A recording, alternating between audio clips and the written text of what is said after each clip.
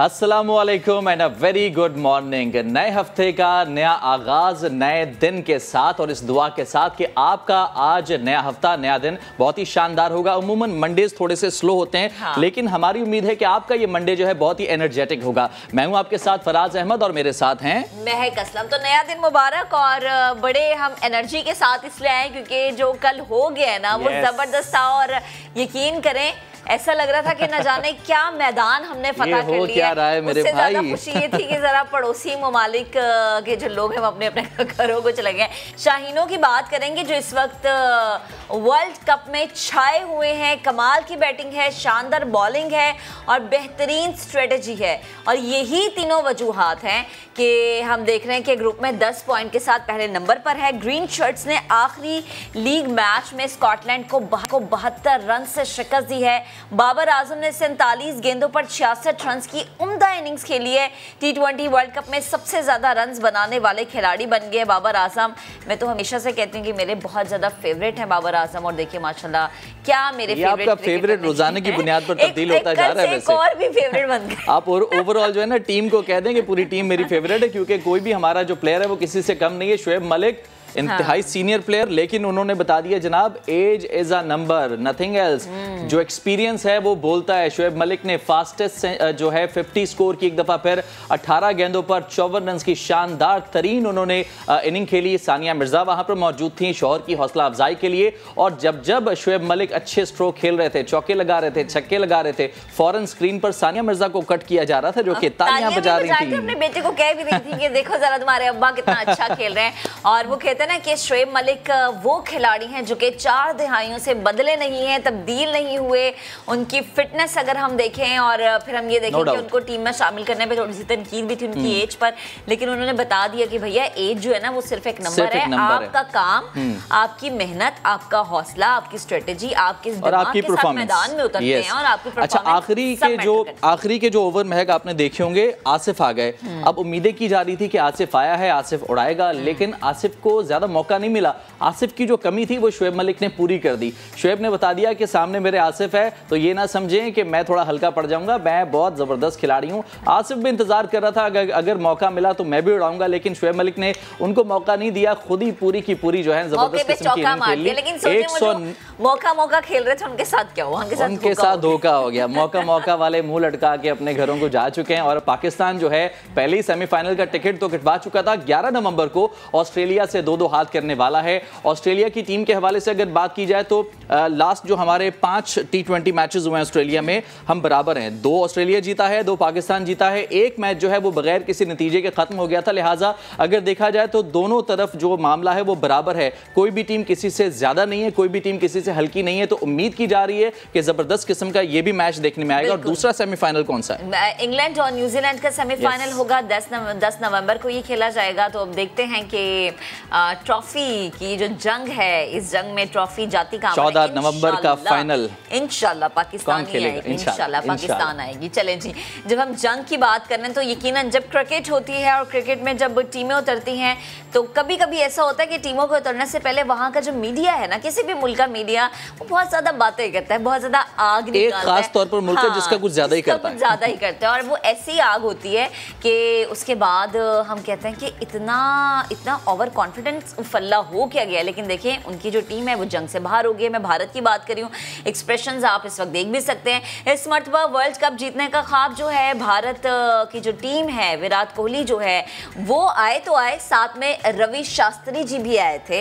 ये दोनों आए, लेकिन जब दोनों गए तो कल हम देख रहे थे कि इनके जो फेस एक्सप्रेशंस हैं वो ऐसे थे कि मुंह लटका के और ऐसी मीम्स बन रही थी। और MS धोनी को बतौर मेंटोर जो थे वो साथ लेकर आए थे, वो मेंटोर बनकर आए थे। लेकिन कभी कभी मेंटोर क्या जो होते हैं ना उनका भी कोई फायदा। अच्छा, इंडिया ने IPL भी UAE में खेली थी। हाँ। तमाम तर कंडीशंस जो थी उससे वो वाकिफ भी थे, मगर पहले ही मैच में सामना हुआ जनाब पाकिस्तानी स्पीड गन से। भारतीय टीम गिरी तो कोई भी नहीं उठा सका। आखिरी उम्मीद थी अफगानिस्तान, मगर अबू धाबी में कीवीज ने अफगानिस्तान और भारत दोनों की एक साथ छुट्टी कर दी। और जैसे हम कह रहे हैं ना कि बहुत ज्यादा मीम्स, तो हर कोई ये कह रहा था कि अगली दफा भैया जरा आईपीएल कम खेल के आना, अगली दफा जरा तैयारी ज्यादा एड्स पे ज्यादा मेहनत ना करना, खेल पे ज्यादा मेहनत करना। कोई लोग तो कहते कि इन्हें आप बेच दें OLX पे और पता नहीं क्या कहेंगे, जनाब अली हो रही थी।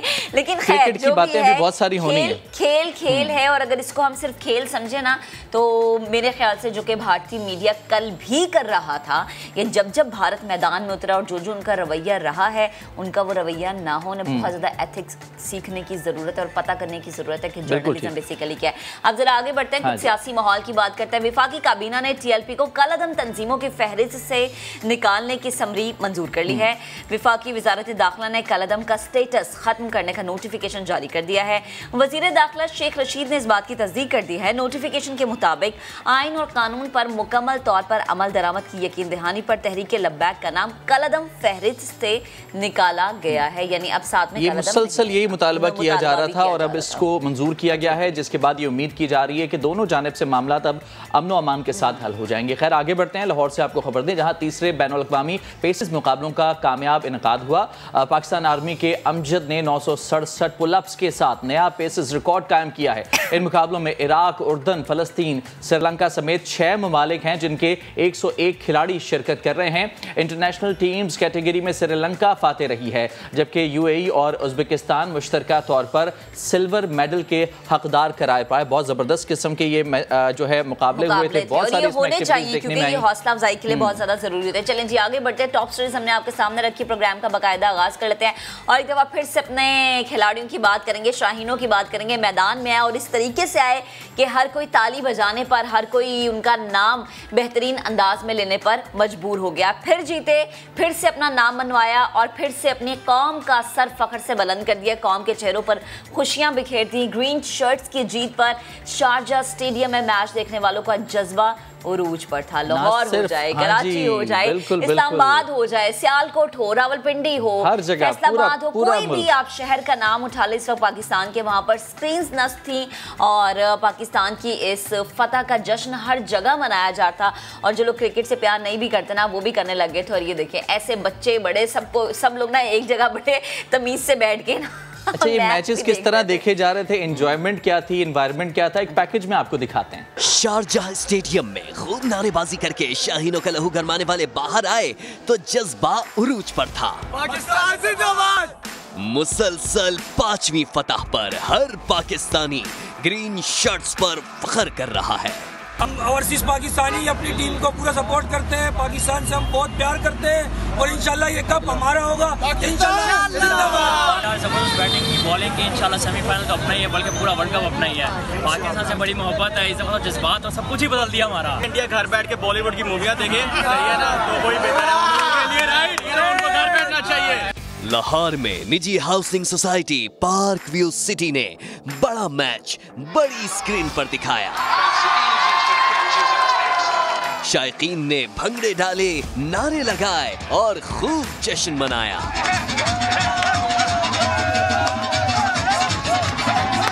कराची के पोर्ट एंड पर भी बड़ी स्क्रीन पर मैच देखने वालों ने खूब एंजॉय किया। ये लोग वो थे जो स्टेडियम से बाहर थे और होम मैच उन्होंने एंजॉय किया, लेकिन जो स्टेडियम के अंदर थे कुछ खास लोग थे उनका हम जिक्र करते हैं। शोएब मलिक की अहलिया की बात करते हैं। जब मलिक साहब ने छक्का लगाया ना, तो जो उनकी मल्लिका थी उन्होंने उनका भरपूर तरीके से हौसला बढ़ाया। सानिया मिर्जा हर छक्के पर दाद देती है मैं नजर आई, अपने बेटे को मुतवज्जे करी थी, लेकिन बच्चा जो है गौर से मैच तो देख रहा था, लेकिन फिर फौरन से हो गया, उसके चेहरे पे हंसी नहीं आई। कह रहा होगा अब्बा इससे बेहतर आपने ज्यादा बेहतर आप खेल सकते थे। मजबूरी तौर पर अगर पाकिस्तान की कारकर्दगी वर्ल्ड कप में देखी जाए तो स्टेप बाय स्टेप चलते हैं। पहले हमने भारत का शिकार किया, फिर न्यूजीलैंड पर वार किया, अफगानिस्तान को भी धूल चटाई, फिर नमीबिया और स्कॉटलैंड के खिलाफ भी फतह पा ली। पाकिस्तान नाकाबिले शिकस्त टीम T20 वर्ल्ड कप की सेमीफाइनल में पाकिस्तान सबसे पहली टीम जो कि जगह बनाने में कामयाब हुई। वर्ल्ड T20 का टाइटल सिर्फ 2 कदम की दूरी पर है। पाकिस्तान सेमीफाइनल में 11 नवंबर को अब ऑस्ट्रेलिया से 2-2 हाथ करने जा रहा है। आखिरी मार्का 14 नवंबर को दुबई में होगा और पूरी उम्मीद की जा रही है कि पाकिस्तान ही इस मार्के को खेलेगा और इंशाल्लाह जीतेगा भी। तो मजमूई तौर पर पाकिस्तान की कारकर्दगी और वर्ल्ड कप के हवाले से गुफ्तगू करने के लिए स्पोर्ट्स तजियाकार गिरफ्तार मिर्जा इकबाल बेग हमारे साथ इस वक्त मौजूद हैं। अस्सलाम वालेकुम इकबाल भाई, गुड मॉर्निंग। कैसे मिजाज और मुबारक हो, पाकिस्तान स्टिल नाकाबिले शिकस्त। वालेकुम अस्सलाम, बहुत बहुत शुक्रिया फराज आपका, और आपको और महक दोनों को सुबह खैर। यकीनन पाकिस्तानी क्रिकेट टीम की कारकर्दगी इतनी ज़बरदस्त रही है कि 12 टीमें जो सुपर 12 मरहले के लिए जिन्होंने क्वालिफाई किया, उनमें पाकिस्तान वो वाहिद टीम है जो अब तक नाकाबिले शिकस्त है और 5 मैचेस जीती है। अब दुआ करें कि 11 नवंबर को, क्योंकि ऑस्ट्रेलिया के खिलाफ आईसीसी इवेंट में पाकिस्तान का रिकॉर्ड फराज इतना अच्छा नहीं रहा है। अगर आप देखें कि पाकिस्तानी टीम 2010 का T20 वर्ल्ड कप का जो सेमीफाइनल था वो हारी ऑस्ट्रेलिया से, फिर इसके अलावा उससे पहले 1987 के वर्ल्ड कप का सेमीफाइनल जो 50 ओवर्स का था वो ऑस्ट्रेलिया से लाहौर में हारी, फिर 1999 के वर्ल्ड कप का फाइनल जो कि लॉर्ड्स लंदन में था वो ऑस्ट्रेलिया से हारी, 2015 के वर्ल्ड कप का क्वार्टर फाइनल हारी। तो लगता है कि अब वक्त आ गया उस जिंक्स को तोड़ने का, क्योंकि इससे पहले हम भारत के खिलाफ कभी T20 वर्ल्ड कप में नहीं जीते थे, 5 मैच हारे थे, लेकिन हमने भारत को हराया। टीम का मोरल काफ़ी अप है और मुझे उम्मीद है कि टीम बहुत अच्छा परफॉर्म करेगी, लेकिन हमारे खिलाड़ियों को रिलैक्स नहीं होना चाहिए, क्योंकि अब हमारे खिलाड़ी के लिए बड़ा टफ मैच आ रहा है, डू और डाई सिचुएशन है। मैच अगर खुदा न खास्ता हारते हैं तो बाहर हो जाते हैं, और मुझे उम्मीद है कि ऑस्ट्रेलिया की टीम से बड़ा कांटे का मुकाबला होगा, लेकिन पाकिस्तान को बरतरी हासिल है। बिल्कुल मिर्जा भाई, जैसे आप खुद भी कह रहे हैं कि ऑस्ट्रेलिया के साथ बहुत कांटे का मुकाबला होगा, तो आगे इस मैच में क्या पाकिस्तानी टीम को स्ट्रेटजी अपनानी चाहिए आपकी नज़र में? क्या कुछ तब्दीलियों की ज़रूरत है? जैसे अगर हम ये कह लें कि फ़खर की जगह हैदर अली को टीम में लाना चाहिए, उसको आजमाना चाहिए, तो आप इस चीज़ को कैसे देखते हैं? देखिए महक, अब वक्त खत्म हो गया कि अब आप तब्दीलियां करें, क्योंकि पाकिस्तान ने अपनी एक ही टीम को रखा है 5 मैचेस में, और अब तब्दीली का वक्त नहीं। अब किसी यंगस्टर को एक क्रंच मैच में जो कि डू और डाई सिचुएशन का मैच है वहां नहीं आजमाना चाहिए। मैं समझता हूँ यही टीम बरकरार रखेगी पाकिस्तान, लेकिन पाकिस्तान को अपनी स्ट्रेटजी प्लान करनी होगी, क्योंकि ऑस्ट्रेलिया का फास्ट बॉलिंग अटैक बहुत अच्छा है।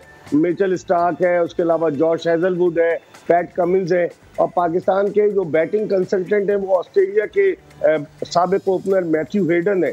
तो हेडन ऑस्ट्रेलवी साइकोलॉजी को अच्छी तरह समझते हैं। देखना ये कि वो क्या स्ट्रेटजी प्लान करते हैं पाकिस्तानी के लिए, कि पाकिस्तानी बैट्समैन किस तरीके से हैंडल करते हैं, क्योंकि ऑस्ट्रेलिया का पेस अटैक इब्तिदा में किसी भी टीम को उड़ाने की पूरी अहलियत रखता है। हालांकि उनके पास एडम जंपा जैसा स्पिनर है जिसने 11 विकेटें लिए हैं, उनके पास ग्लेन मैक्सवेल जैसा ऑफ स्पिनर ऑलराउंडर है, लेकिन असल पाकिस्तान का मुकाबला मैं समझता हूँ महक और फराज के, पाकिस्तान का मुकाबला ऑस्ट्रेलियन पेस अटैक से होगा, हमारे बैट्समैनों का वो कैसा परफॉर्म करते हैं। ठीक, अच्छा मिर्जा साहब ये बता दीजिएगा कि इस थ्रू आउट वर्ल्ड कप के दौरान एक नाम पाकिस्तान में ऐसा है जिस पर अभी तक के क्वेश्चन मार्क मौजूद है, वो है हसन अली। आपको लगता है कि फाइनल लेवल में जो है हसन अली को रखना ठीक होगा? बिल्कुल, आपने फराज सही निशानदेही की। हर कोई कह रहा था कि हसन अली वीक लिंक है पाकिस्तान की बॉलिंग लाइनअप में, लेकिन कप्तान का उन पे बहुत ज्यादा कॉन्फिडेंस है, उनको खिलाए जा रहे हैं। कल हम समझ रहे थे कि शायद हसन अली की जगह मोहम्मद वसीम जूनियर को मौका दिया जाए, क्योंकि वो भी बड़े अच्छे बॉलर हैं, लेकिन उनको मौका नहीं मिला। बैटिंग भी वो कर लेते हैं, तो मुझे लगता है कप्तान का कॉन्फिडेंस बहुत है हसन अली पर, इसीलिए वो हसन अली को खिलाए जा रहे हैं। और अब मेरे ख्याल में तब्दीली की जरूरत नहीं है फराज। अगर पिच को देखेंगे ये दुबई इंटरनेशनल क्रिकेट स्टेडियम की, क्या वो स्पिनर्स के लिए हेल्पफुल साबित हो सकती है? तो उस सूरत में पाकिस्तान के पास ऑप्शन है, मोहम्मद नवाज को आप खिला सकते हैं जो बैटिंग भी कर लेता है हसन अली की जगह। लेकिन अगर आपको पिच ऐसी मिलती है कि जो पेसर्स के लिए कामयाब, मतलब बेहतर मददगार साबित हो, तो आप कोई तब्दीली नहीं करेंगे, फिर हसन अली खेलेंगे लगता है। सही है। अच्छा मिर्जा भाई, हमारी जितने भी हमने मैचेस खेले हैं, हमारी टीम का, हमारे शाहीनों का मोराल बहुत ज़्यादा हाई रहा है, स्ट्रेटजी बड़ी अच्छी रही है, बड़े टेक्निकल तरीके से वो हमें मैदान में नज़र आए, खेलते हुए नज़र आए, यूनिटी हमें नज़र आई है। अगर थोड़ा सा हम माजी में नज़र डालें, हमारी टीम मुझे लगता है बहुत अंडर प्रेशर रहती थी। इतना खुल के खेलना, पता नहीं शायद उनके दिमाग पे कोई प्रेशर रहता था, या फिर ये लगता था कि उनको ये बता के या ये सिखा के या ये डांट के मैदान में भेजा जाता है कि बहुत बड़ी जिम्मेदारी तुम्हारे कंधों पर है, और वो प्रेशर वाले माहौल में खेलते थे। लेकिन इस दफ़ा माहौल कुछ अलग था। ये जो डिफरेंस हमने देखा, इसकी मेन वजह आप क्या समझते हैं? देखिए, इसकी मेन वजह ये है कि बाबर आजम खुलकर कप्तानी कर रहे हैं। पहले लोग कहते थे, लोगों की ये राय थी कि शायद बाबर आजम की कप्तानी का रिमोट कंट्रोल मिसबाह उल हक के हाथ में है, जो ड्रेसिंग रूम से बहुत ज्यादा हिदायत देते थे।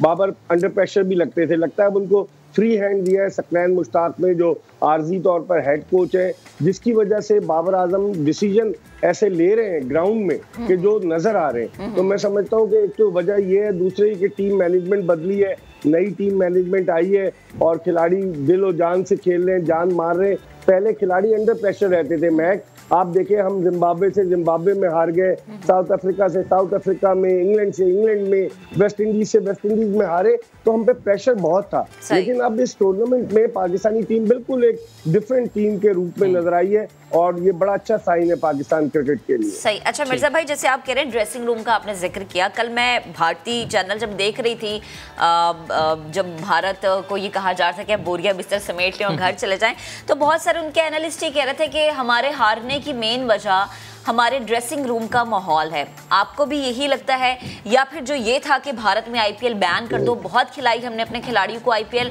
उसकी वजह से वो सही तरीके से ना इन मैदानों में परफॉर्म कर सके, जबकि आईपीएल हुई भी नहीं मैदानों में थी। आपको भी यही वजूहात लगती हैं? नहीं, महक, असल वजह यह कि वाकई में भारतीय टीम में इंटरनल रिफ्ट है।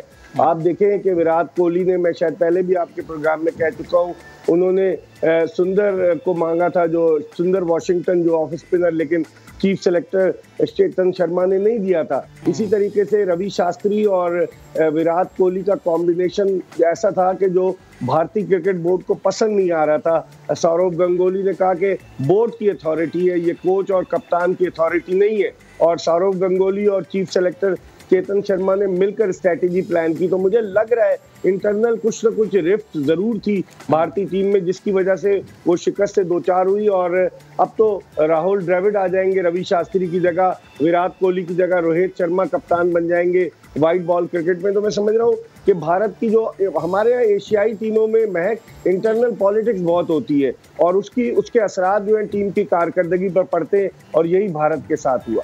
ठीक। अच्छा मिर्जा साहब, coming back to Pakistani team, हम गुज़िश्ता कई सालों से ये देखते आ रहे हैं कि ये कहा, देखा और सुना जा रहा है कि पाकिस्तान की बॉलिंग तो कदरे बेहतर है, लेकिन बैटिंग पर बहुत तवज्जो की ज़रूरत है। लेकिन इस ओवरऑल वर्ल्ड कप के दौरान हमने ये देखा कि हमारे पास ओपनर से लेकर जो मिडिल ऑर्डर है वहाँ तक वो नाम मौजूद हैं, ऐसे खिलाड़ी मौजूद हैं कि एक पिलर अगर गिरता है तो दूसरा पिलर उसको संभाल लेता है।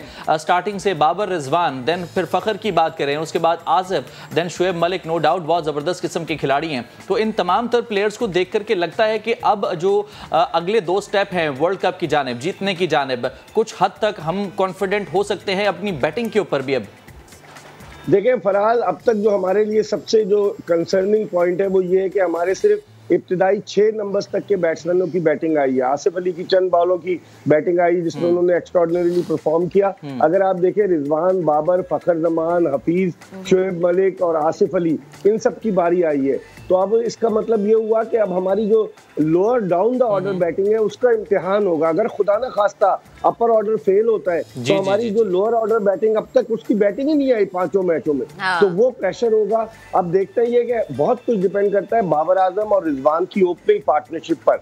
2 सेंचुरी पार्टनरशिप इस टूर्नामेंट में दोनों बना चुके हैं ओपनिंग की, तो बहुत डिपेंड करता है। अगर हमारे ऊपर वाले जल्दी आउट हो गए तो प्रेशर आएगा नीचे वालों पर। ऑस्ट्रेलिया मेंटली बड़ी स्ट्रांग है, मेंटली बड़ी टफ है, तो ऑस्ट्रेलिया की टीम उन टीमों से मुख्तलिफ है। भारत या न्यूजीलैंड अच्छी थी, तो मैं समझता हूँ पाकिस्तान के लिए एक बड़ा चैलेंज होगा ऑस्ट्रेलिया से निपटना। ठीक है, और वही बात जैसे आपने भी कही ना कि ऑस्ट्रेलिया के लिए आपने बिल्कुल भी रिलैक्स नहीं होना, वही जज्बा, वही जुनून बरकरार रखना जो भारत के खिलाफ भी था, जो अफगानिस्तान के खिलाफ भी था। मिर्जा भाई बेहद शुक्रिया गुफ्तगू करने के लिए, वक्त देने के लिए। तो ये जो क्रिकेट मैदान होता है ना, इसके असाब हर एक पर छाए रहते हैं, जिसका जोश है वो हर एक के असाब पे जाए रहता है। क्यों? क्योंकि शायद क्रिकेट से प्यार ही हर किसी को इतना हो गया। और अगर बात की जाए हमसाया मुल्क यानी भारत की, तो कहानी थी अगर या मगर की, लेकिन अब ये कहानी अगर या मगर से निकल के दी एंड हो चुका है, खत्म हो गई है। न्यूजीलैंड ने अफगानिस्तान को हराकर सेमीफाइनल में जगह बना ली। भारतीय शायकीन ने अब अपना बोरिया बिस्तर जो है वो समेट लिया है शारजा से, दुबई से, और जो भारतीय क्रिकेटर्स हैं वो भी घर को पहुंच गए हैं। कल मैच में शिकस्त अफगानिस्तान को हुई, लेकिन सोग भारत में था। क्योंकि अगर अफगानिस्तान किसी तरह से ये मैच जीत जाता तो भारत के अगले मैच में अच्छे रन रेट से जीतने के बाद सेमीफाइनल में पहुंचने के कुछ इम्कानात रोशन हो सकते थे। लेकिन ऐसा हुआ नहीं। विराट कोहली का आखिरी वर्ल्ड कप काफ़ी मायूस कुन रहा, बहुत ज़्यादा वो एक्साइटेड थे, आखिरी उनका वर्ल्ड कप था, कोशिश की जा रही थी कि कुछ ऐसा रिकॉर्ड बना करके ये जीत करके जाएं ताकि ताउम्र उनको याद रखा जाए, लेकिन ऐसा हो नहीं सका। इस वर्ल्ड कप में पाकिस्तान के हाथों 10 विकेटों की इबरतनाक शिकस्त हुई भारत को। पाकिस्तानी फैंस चाचा T20 और अमजद पहलवान, जिनको हर मैच के दौरान आपने सेलिब्रेट करते हुए, नारे लगाते हुए देखा, हमारे साथ मौजूद है, हमें ज्वाइन कर चुके हैं। अस्सलाम वालेकुम। वालेकुम दोनों हजरात को, चाचा T20 एंड अमजद पहलवान, कैसे मिजाज जनाब? वालेकुम सलाम। तीसरा चाचा पाकिस्तानी में बैठा हुआ है। अच्छा, तीनों मौजूद है, तीनों जनाब मौजूद हैं। तीनों वो जिनकी वजह से स्टेडियम में एक बहुत ही ज्यादा हल्ला गुल्ला शोर होता है। अच्छा जी, चाचा T20, चाचा पाकिस्तानी, अमजद पहलवान, सबसे पहले तो मैं चाहूंगी कि एक जरा पाकिस्तान जिंदाबाद का नारा हो जाए। पाकिस्तान जिंदाबाद। चले, अब ये तो कल की हमने अपना जश्न जो है वो सेलिब्रेट कर लिया। अच्छा, अब जरा हम बात कर लेते हैं हमसाया मुल्क की। अफसोस तो है लेकिन खुशी भी बहुत ज्यादा है, क्योंकि अफसोस से बढ़ के खुशी है, क्योंकि जिस तरह से उनका मीडिया बोल रहा था तो अब खुशी हुई है कि देखा गरूर का सर नीचे होता है, और अगर आप दूसरे को वो कहते ना कि हमने इसको आइसोलेट कर देना, तो अल्लाह ताला आपको दुनिया में दिखा देता है। भारत अब इवेंट से बाहर हो गया, लेकिन आपको क्या उम्मीद थी तीनों में से किसी भी एक को कि दोबारा पाकिस्तान और भारत जो है वो आमने सामने होंगे, मैच हम देखेंगे, फिर से एक वही जोश जज्बा होगा, या फिर पता पूरी कौम को थी वैसे ये वाली कि कभी दोबारा आए इस तरह से मैचेस? था ये ऐसा कुछ? पहले तो बहुत शुक्रिया समा न्यूज़ का, हम तीनों को मौका दिया और पाकिस्तान से प्यार का इजहार किया समा न्यूज़ ने। सेकंडली, कल हमने गाना बहुत ज्यादा गाया स्टेडियम के अंदर, फिर हम गाते कि दिल के अरमा आंसुओं में बह गए, मौका मौका करने वाले, मौका मौका करने वाले सेमीफाइनल से ही रहे, दिल के सेमीफाइनल से रह गए। आंसुओं में बह गए। वाह वाह वाह वाह। अच्छा, ये बताएं, ये वाला गाना आपने भारतीयों के सामने गाया था, और अगर गाया था तो क्या तासुरात से आगे थे? कल ये हुआ कि ये गाना गाते गाते हम जा रहे थे स्टेडियम की तरफ, तो एक सिक्योरिटी पे तैनात था इंडियन। अच्छा। उसको बड़ा दुख लगा, उसने बोला भैया ये गाना ना गाओ इधर नारे नहीं लगाने का। हमने बोला भाई हमने टिकट लिया हुआ है, पैसे दिए हुए, जबान हमारी, हम बोल सकते हैं, और तुम अगर इंडियन हो तो तुम अपनी लिमिट में रहो भैया। अच्छा। हमने आज ऐसा वर्ल्ड कप तो आज जीत लिया है। इंडिया जिसने वर्ल्ड कप से पहले इतनी हाइप क्रिएट की हुई थी और पाकिस्तान को बहुत छोटी सी टीम समझ रहे थे, और उन्होंने IPL भी यहाँ पे करवाने का उनका मकसद ही यही था कि अगर T20 वर्ल्ड कप यहाँ हो रहा है ना, तो हमारे प्लेयर उस विकेट को, उस मौसम को, उस वेदर के साथ अच्छी तरह से एडजस्टमेंट हो सके। और कल पूरा UAE जो है, हम भी तीनों बड़े टीवी के ऊपर पहली दफा हमने पाकिस्तान के अलावा किसी का पूरा मैच बॉल टू बॉल देखा, वो था अफगानिस्तान और न्यूजीलैंड का। अच्छा ठीक है। लास्ट में एक और चीज़ जल्दी से मैं चाहूँगी कि आप मुझे बता दें कि अब पाकिस्तान और ऑस्ट्रेलिया का मैच है। ऑस्ट्रेलिया बड़ी स्ट्रॉन्ग टीम समझी जा रही है, आपकी नज़र में क्या होने जा रहा है, बस जल्दी से बता दें। जी बिल्कुल, इंशाल्लाह हम लोग जीतेंगे। मैं जैसे शुरू से कह रहा हूँ कि 7 days 24 आवर्स 7 मैच है, 7 दिन हमारे हैं, इंशाल्लाह हम जीतेंगे। तो जो टीम है उसमें तो कोई डाउट नहीं है कि वो अच्छी टीम नहीं है, ऑस्ट्रेलिया बहुत अच्छी टीम है, लेकिन मेरा जो ठीक है इंशाल्लाह पूरी उम्मीद है, पूरी दुआएं पाकिस्तान जीत के लिए, और जाते जाते पाकिस्तान जिंदाबाद का एक नारा पूरी उम्मीद के साथ कि पाकिस्तान ऑस्ट्रेलिया के साथ भी जीतेगा, फाइनल में भी जीतेगा। जल्दी से एक ब्रेक, जिसके बाद जल्दी से हम वापस आ रहे हैं।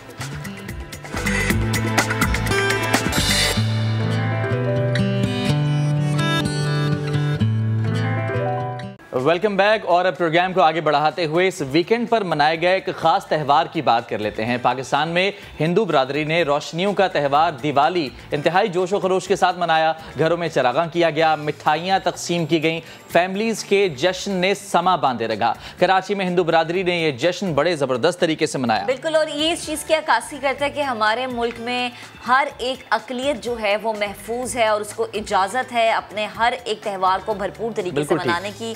हमारे टीम मेंबर काशिफ सज्जाद गए, एक हिंदू फैमिली से उनकी मुलाकात हुई, उन्होंने देखा कि घर में उन्होंने किस तरह से दिवाली के जश्न को मनाया, पटाखे फोड़े गए, सारा माहौल आपको दिखाते हैं।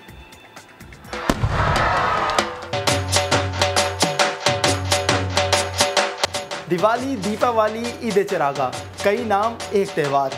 पाकिस्तान समेत दुनिया भर में हिंदू बरादरी दिवाली का त्यौहार मना रही है। कराची में हिंदू फैमिलीज़ किस तरीके से इस इवेंट को सेलिब्रेट करती हैं, यही जानने के लिए मैं एक फैमिली से मिलने आया हूँ। मेरे साथ इस घर में चलिए और इनकी खुशियों का हिस्सा बनिए।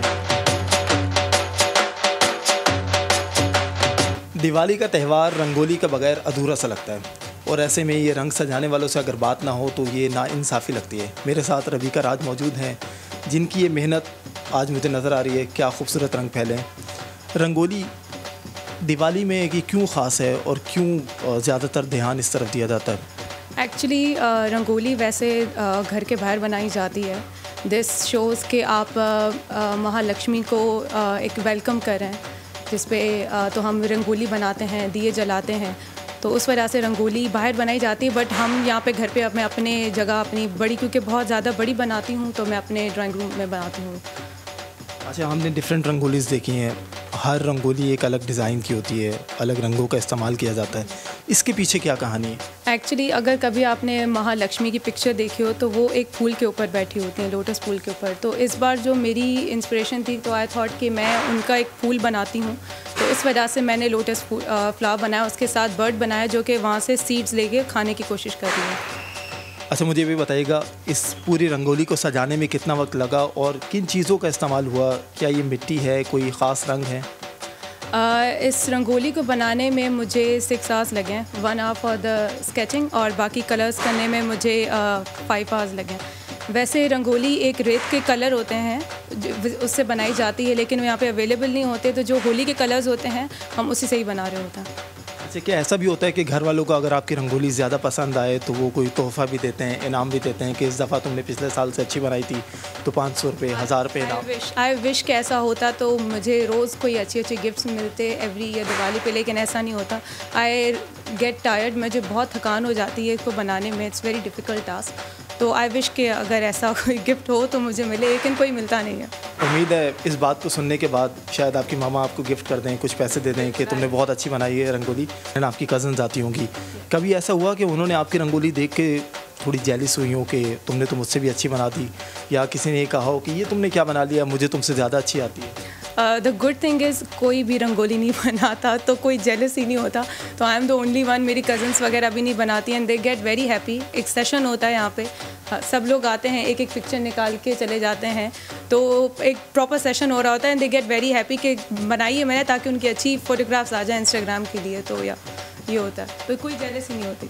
अच्छा, आपने इंस्टाग्राम की बात की है, चली जाती हैं पिक्चर स्केच की अपलोड कर देती हैं, क्या क्रेडिट नीचे लिखती हैं आपका कि ये किसने बनाई थी रंगोली?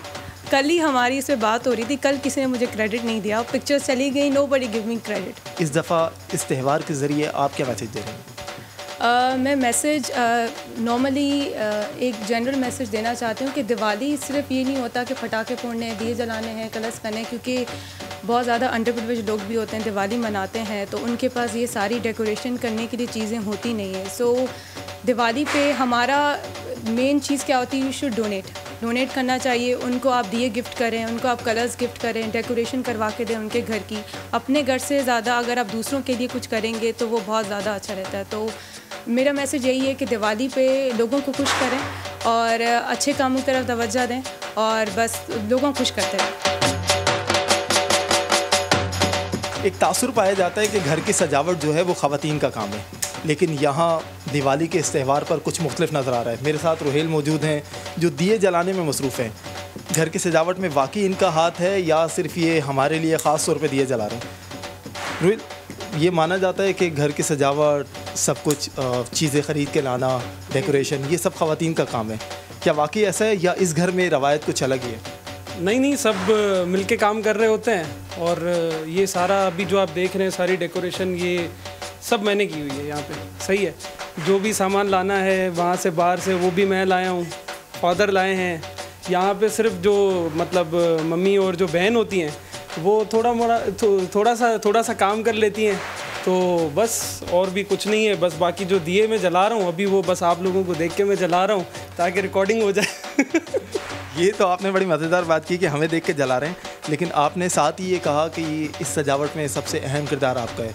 कुछ देर पहले आपकी बहन से बात हो रही थी, रवीका से, वो कह रही थी कि वो सारी सजावट जो है वो सब उन्होंने की है। अब हम क्या समझे, वो सच्ची थी, आप सच्चे हैं, या असल क्रेडिट आपकी मामा को जाता है और आप दोनों बहन भाई बस क्रेडिट लेने की कोशिश में? नहीं, सच में बताऊं तो तकरीबन ये 4-5 सालों से उनकी प्रैक्टिस चल रही है। रबीका की जो मेरी बहन है, जिनकी आपसे बात हुई है, तो वही ये रंगोली बनाती रहती हैं और वही उनकी मेहनत होती है, स्केचिंग वगैरह सब कुछ करना। मेरा घर पे कोई काम नहीं होता, ये मैं आपके सामने कर रहा हूँ। मैं दिवाली के दिन भी मैं मसरूफियत में बस होता हूँ और आता हूँ शाम में, दिवाली मनाते हैं, बस मैं कोई काम नहीं करता, सीधी सी बात। अच्छा, दिवाली 3 दिन तक सेलिब्रेशन चलती रहती है इसकी, डे वाइज कैटेगराइज कैसे करते हैं? पहले दिन क्या मसरूफियात होती हैं, दूसरे दिन और फिर तीसरे दिन? वही जैसे ये 3 दिन का है और first day, second day, third day, तीनों दिन एक चीज़ कांस्टेंट होती है कि मेहमान वगैरह सब आते हैं, उनके साथ जैसे एक्सचेंजेस होती हैं स्वीट्स की, सब आपस में एक्सचेंज करते हैं स्वीट्स। फर्स्ट डे थोड़ा ज़्यादा इसीलिए होता है कि एक पहला दिन है दिवाली का, जैसे ही ये मुँह अलाउंग होता रहता है, आगे चलता रहता है, ये ख़त्म होता जाता है, बिल्कुल ऐसा लगता है कि हाँ बस जा रहा है। तो फर्स्ट थिंग जो है, एक तो कि गेस्ट आते हैं, एक दूसरे से मिलते हैं, एक यही एक चीज़ है। मतलब हम आजकल इतना बिज़ी हो गए हैं लाइफ में कि हम एक दूसरे से मिलते नहीं हैं, तो ये ओकेजन्स ही होते हैं। जैसे ईद पे लोग आपस में मिलते हैं, तो ऐसे ही दिवाली पे भी लोग आपस में मिलते रहते हैं और इससे एक वो हो जाता है कि हाँ हमने मिल लिया, जिनसे हम मिल ही नहीं पाते वो लोग आते हैं, आपस में स्वीट्स एक्सचेंज करते हैं, तो ये है बस। कोई भी त्यौहार जैसे मुसलसल बात हो रही है कि मिठाइयों के बगैर अधूरा है, टेबल सज रहा है, मेरे साथ घर की सरबराह मौजूद हैं जो इस पूरी तैयारी में सबसे अहम किरदार रखती हैं। दिवाली का त्यौहार खानों का त्यौहार भी माना जाता है, आपके नज़दीक सबसे ख़ास मिठाई या फूड कौन सा है? सब कुछ खाते हैं, सब कुछ बनाते हैं, ख़ास मतलब चिक्कीज़ ज़्यादा बनती है और बेसन के लड्डू या बेसन की मिठाई, हर मिठाई बनाते हैं। आजकल तो लोग नमकीन ज़्यादा खाते हैं, तो वो नमकीन चीज़ें ज़्यादा बनती है या बेकरी के फूड्स ज़्यादा बनते हैं। अच्छा, कहा जाता है कि तोहफ़ों में दिवाली पे ख़ास तौर पे मिठाइयाँ दी जाती हैं, क्या वाकई ऐसा है? हाँ, ये है, मिठाइयाँ भी देते हैं, कुछ लोग डेकोरेशन पीस देते हैं, जैसे रंगोली बनी हुई मिलती है वो चीज़ें देते हैं, दिए देते हैं, आरती देते हैं, काफ़ी डेकोरेशन की चीज़ें आगे दिवाली पे वो लोग गिफ्ट करते हैं दूसरे को। अच्छा, ये ख़ास तौर पे दिवाली का त्यौहार ये डिफरेंट क्यों है दीगर त्योहारों से? ये सबसे बड़ा त्यौहार होता है, ज़ाहिर है हमारे यहाँ मज़हबी हिसाब से। कोविड के बाद दिवाली कितनी मुख्तलिफ हुई आप लोग? बहुत, 2 साल हमने दिवाली इतनी मनाई नहीं, एक दूसरे के पास गए भी नहीं, सबको मास्क लगे हुए थे, सब केयर करते थे, सब बाहर से जाने से डरते थे, बड़ों को घर में रखते थे, बाहर नहीं निकालते थे। हमने 2 साल कम मनाई है, डेकोरेशन की है, अपने आप के साथ मिल के मनाई है, बाकी एक दूसरे के घर नहीं गए हैं, इस दफ़ा हम मना रहे हैं। दिवाली पे अभी क्या लोगों को मैसेज देना चाहेंगी इस दफ़ा? Stay safe, stay healthy. मेरे साथ मेहमान मौजूद हैं इस घर के जो इन खुशियों में शरीक होने आए हैं, मैं भी इनकी खुशियों में शरीक हूँ, तो इनसे पूछते हैं इस दफ़ा दिवाली का त्यौहार इनके लिए कितना ख़ास है। मेरे साथ कपिल मौजूद है। कपिल, आपके लिए कोविड के बाद अब हालात क्योंकि मामूल की तरफ जा रहे हैं, वैक्सीनेशन हो रही है तेज़ी से, लोग बाहर निकल रहे हैं, अपनों से मिल रहे हैं, ये त्यौहार इस दफ़ा आपके लिए कितना ख़ास है? त्यौहार तो जो जितने भी त्यौहार आते हैं सब खास होते हैं और ये इसलिए भी स्पेशल है। लास्ट ईयर आपको पता है कि कोविड की वजह से सिर्फ पाकिस्तान में नहीं पूरी दुनिया में जितने भी त्यौहार थे, ईदें थी, लिमिटेड हो गई थी, बट अगेन खुशियाँ रिवाइव हो गई हैं विदाउट मास्क के, क्योंकि वैक्सीनेटेड हैं सब लोग और अब हम बैक टू नॉर्मल होना शुरू हो गए। तो खुशियाँ तो हमेशा वैसी ही होती हैं, चाहे वो हम लास्ट ईयर भी थे, तो खुशियों के लिए ना पैसों की ज़रूरत होती है, ना आपको किसी और चीज़ की ज़रूरत होती है, बस एक मुस्कुराहट की ज़रूरत होती है और अंदर से एक फीलिंग आनी चाहिए कि हम इनरली कनेक्टेड हैं लोगों के साथ, सोसाइटी के साथ, तो खुशियाँ तो हमेशा हमारे साथ होती हैं। कोई भी त्यौहार ये समझा जाता है ख़वातीन के लिए ख़ास है क्योंकि उनकी तैयारी बड़ी ख़ास होती है, मर्दों के लिए दिवाली कितनी ख़ास है? क्योंकि मुझे ऐसा लगता है या तो वो ख़वातीन की तैयारी में ही बेचारे मसरूफ़ रहते हैं या घर के काम में या सजावट का सामान लाने में। आपके साथ भी कुछ ऐसा ही है? सर ऐसा अभी तक तो नहीं हुआ है, बट बोलने का मकसद ये है कि देखें, अब वो जो कोई भी त्यौहार होता है वो ख़वातीन के लिए ख़ास नहीं होता, सबके लिए होता है। ख़वातीन जो हैं वो जाहिर सी बात है कि आप एक चीज़ अगर घर में, क्योंकि देखें आप अगर वेस्टर्न वर्ल्ड को अपने साथ कंपेयर करेंगे ना, तो वो लोग घर के बर्तन भी धोते हैं, हम तो नहीं धोते ना, आप धोते हो ना, मैं धोता हूँ। हमारी दुआ है कि आप हर साल इसी तरीके से अपना हर त्यौहार आज़ादी के साथ मनाते रहें और हमें भी अपने त्यौहार में शरीक रहें। और हमारा भी इनके साथ यही पैगाम है कि हमें एक दूसरे के मज़हब का, एक दूसरे के कल्चर का ख्याल रखना है, उसे प्रमोट करना है, उसे वैल्यू देनी है और उनके साथ मिलके उनकी खुशियों में शरीक होना है और उनकी खुशियों को आगे फैलाना है। दिवाली की इन खुशियों में हम इनके साथ हैं, ये जश्न इनकी तरफ से जारी रहेगा, लेकिन हम यहाँ से रुखसत लेंगे। अपना बहुत सारा ख्याल रखें। चलें जी, हम भी एक ब्रेक लेते हैं, ब्रेक के बाद वापस आएंगे, हमारे साथ रहिएगा।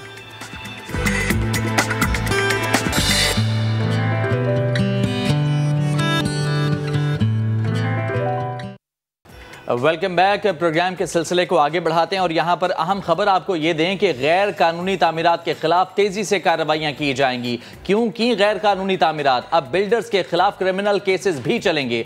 मक्का टेरेस के बिल्डर मोहम्मद वसीम के खिलाफ क्रिमिनल केस दायर कर दिया गया है। आपको अपडेट कर रहे हैं, अहम खबर है, इसी पर बात करेंगे। अपने नुमाइंदे इरफानुल हक ने हमें ज्वाइन किया। जी इरफान, बताएगा इससे मुतालिक क्या अपडेट्स हैं? देखिए, अदालत ने बड़ा सख्त हुक्म जारी किया था और एसबीसी हुक्काम की सजद भी की थी कि जब गैर कानूनी तामीरात होती हैं तो बिल्डर के खिलाफ कार्रवाई क्यों नहीं की जाती। जो मक्का टेरेस के बिल्डर हैं उसके खिलाफ अदालत ने हुक्म दिया था कि मुकदमा दर्ज कराएं, क्रिमिनल कार्रवाई करें और अदालत में रिपोर्ट पेश करें। एसबीसी हुक्काम के मुताबिक एसबीसी रूल की सेक्शन 6 है जिसकी खिलाफ वर्जी पर मुकदमा दर्ज किया गया है, कंप्लेंट दायर कर दी गई है। एक क्रिमिनल केस सेशन अदालत में दायर किया गया है वसीम के खिलाफ, जो कि मक्का टेरेस का बिल्डर है। और अदालत को बताया गया कि इस सेक्शन के तहत मुलजिम को 3 साल कैद और भारी जुर्माना भी हो सकता है। इस हवाले से बाकायदा एक रिपोर्ट अदालत में आज पेश की जाएगी। मक्का टेरेस केस की समाअत अब से कुछ देर बाद होगी, जिसमें यह बाकायदा अदालत को आगाह कर दिया जाएगा तहरीरी तौर पर कि वसीम के खिलाफ मुकदमा दर्ज कर लिया गया है। ठीक है इरफान, आपका बेहद शुक्रिया। तो गैर कानूनी तामीरात के हवाले से जो बात हो रही है ये बड़ा इंपॉर्टेंट है, क्योंकि सुप्रीम कोर्ट मुसलसल गैर कानूनी तामीरात के ऊपर नोटिस ले रही है, अहकाम जारी किए जा रहे हैं, कार्रवाइयाँ भी की जा रही हैं। लिहाजा अब वो तमाम बिल्डर हजरात जो कि गैर कानूनी तामीरात करने का इरादा रखते हैं या फिर कर रहे हैं, वो फौरी तौर पर अलर्ट हो जाएं और इस सिलसिले को रोक दें। और ख़ास तौर पर वो लोग जो कि बगैर किसी छानबीन के मकानात खरीद लेते हैं, करोड़ों रुपए की इन्वेस्टमेंट कर लेते हैं, उसके बाद उनका पैसा जब डूबता है तो फिर वो एहतजाज करने सड़कों पर निकल आते हैं। और देखिए, जो गैर कानूनी तामीरात की हम बात कर रहे हैं, ये एक माफिया है जिसके शिकंजे में पूरा कराची है। क्योंकि हम 12 बल्कि गुज़श्ता पूरे हफ्ते हम ये खबरें देखते आए हैं कि किसी का घर जब तामीर होता है ना तो वो घर नहीं होता बल्कि ख्वाब होते हैं, और जब कह दिया ये जाता है कि जनाब ये तो गैर कानूनी है तो वो ख्वाब चकनाचूर हो जाते हैं। इस पर अब जो है बड़े ज़बरदस्त एक्शन भी लिए जा रहे हैं। चलें जी, अब आगे बढ़ते हैं और पाकिस्तान और टर्की के बाहमी इश्तराक से बनने वाले ड्रामा सलाहुद्दीन अयूबी की बात करते हैं। ड्रामे के लिए ऑडिशंस का सिलसिला जारी है और मीडिया रिपोर्ट्स ये बता रही हैं कि हज़ारों उम्मीदवारों ने ऑडिशंस में हिस्सा लिया, जिनमें पाकिस्तानी फ़नकारों की एक बड़ी तादाद शामिल थी। यानी पाकिस्तानी फ़नकार भी अपनी किस्मत आजमा रहे हैं, लेकिन सिर्फ 60 पाकिस्तानी फ़नकारों को इन ऑडिशंस में गोल्डन टिकट मिला है, जिनमें से 18 का ताल्लुक लाहौर से बताया जा रहा है और 42 फ़नकार ऐसे जिनका ताल्लुक शहर कायद से यानी कराची से है।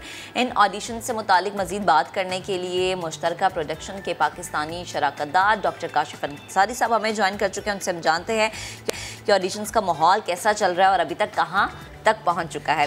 काशिफ साहब, बेहद शुक्रिया वक्त देने के लिए, गुड मॉर्निंग। सबसे पहले तो मैं ये जानना चाहूँगी कि जो ऑडिशंस चल रहे हैं अभी भी हो रहे हैं ऑडिशंस, क्योंकि 60 पाकिस्तानी सिलेक्ट किए गए हैं, कुछ लाहौर से हैं, कुछ कराची से हैं, ये मरहला मुकम्मल हो गया, और कितने लोग जो हैं बताएगा फाइनल हुए हैं और उनके किरदार क्या पता चल गया, वो क्या करेंगे?